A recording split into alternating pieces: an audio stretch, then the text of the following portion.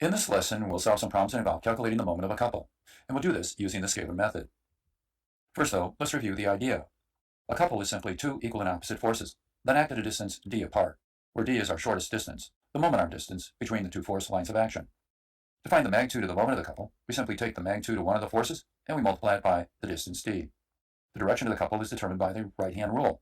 Notice how these two forces tend to rotate about each other in this way. When you curl your fingers like this, the thumb of the right hand is directed upward, the direction of the couple moment. And finally, remember that you can calculate the moment of a couple about any point because a couple moment is actually a free vector. So now let's do some problems. We'll begin with this one. We want to determine the moment of this couple, and we'll solve the problem by taking moments around point A, and then we'll take them about point B. So beginning about point A, we take the moment of this force first around point A, and of course that's a positive moment. It tends to go in a counterclockwise direction about point A. In other words, it's directed out of the screen. And that moment of 300 times our moment arm distance, 0.75. Finally, we have the moment of this force around point A, and that'll be a negative moment, won't it? It goes in a clockwise direction. So here we write minus 300, and the moment arm distance for it is what? 1.25 meters. When you do the calculation, you get the result, minus 150 Newton meters. The negative sign indicates that our couple moment is actually directed into the screen. In other words, it's rotating clockwise. Now let's find the result by taking moments of the two forces around point B. If we do that, it's a little easier, isn't it? Because the moment of this force around B would be equal to 0. We simply have the moment of this one. And that, of course, is a negative moment, minus 300. And here our moment arm distance is equal to 0.5. Doing the calculation again, we get our same result, minus 150 Newton meters. But realize you can simply find the moment of any couple by simply taking one of the forces and multiplying it by the distance between the two forces, as we stated earlier. And that gives us our answer of 150.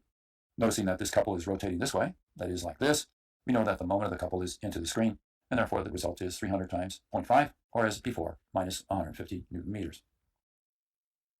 Now let's consider this one.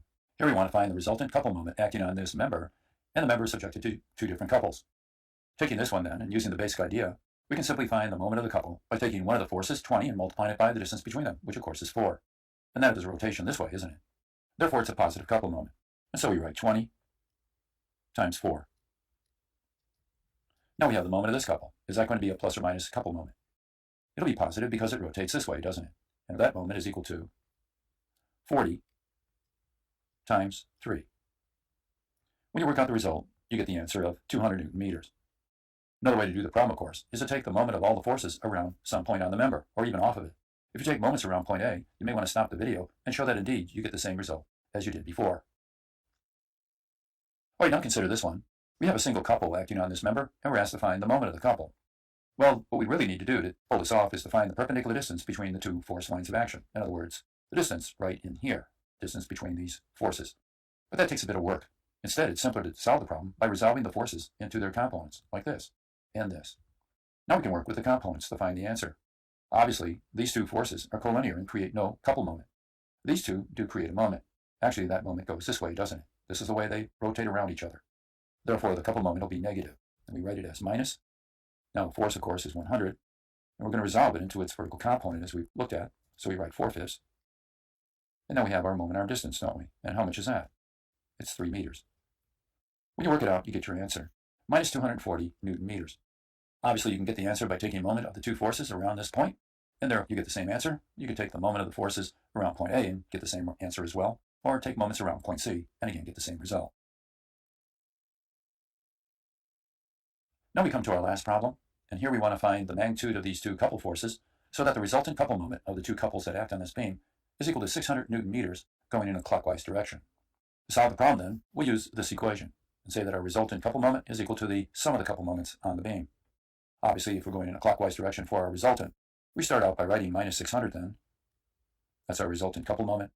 And we set it equal to, first we'll consider the moment of this couple, and of course you'll see that's going in a positive direction. It tends to rotate this way. We'll write it as F, the unknown force, times the distance between them, which of course is 2 meters. And finally we have the moment of this couple, which of course you'll see is going this way. It's negative, isn't it? And so it's 200 times the distance from here all the way to here. And therefore we would write this as minus 200 times 5. We've set up our equation, and now we can solve it for F. And when we do that, we get an answer of plus 200 newtons. And of course that means that indeed the force here and here is going in the correct direction. Therefore, the resulting couple moment on the beam will be minus 600 Newton meters, and it can act anywhere on the beam, and it will always produce the same reaction here at the wall, at the point where the beam is supported. Because, as we stated earlier, a couple moment is a free vector and can act anywhere on the beam and create the same effect. And so on that point, we'll end our lesson.